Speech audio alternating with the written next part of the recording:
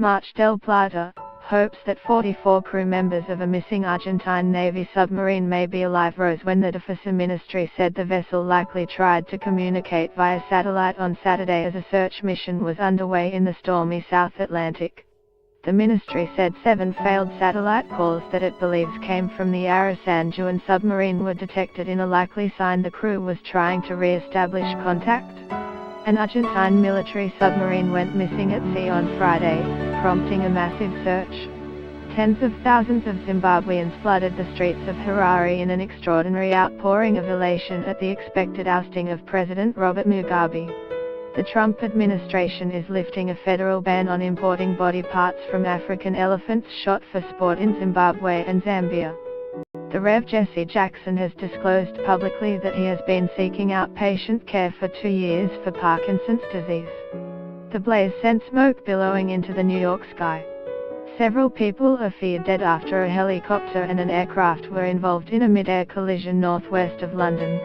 The wife of Alabama Senate candidate Roy Moore says he won't step down in the face of sexual misconduct allegations.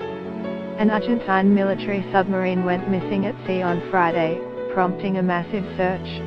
The signals, in the late morning and early afternoon, lasted between 4 and 36 seconds, the ministry said.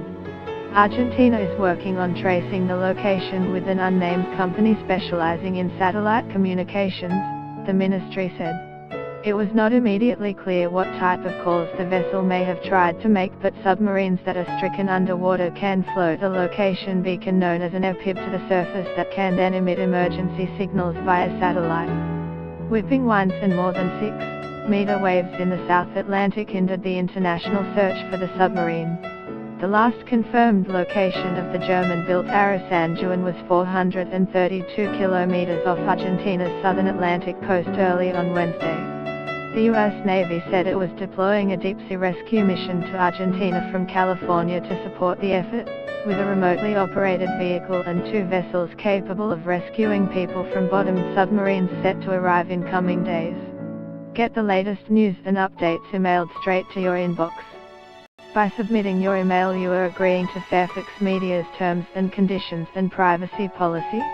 As nations from Chile to South Africa offered help, Argentine sea vessels and planes scoured the southern sea.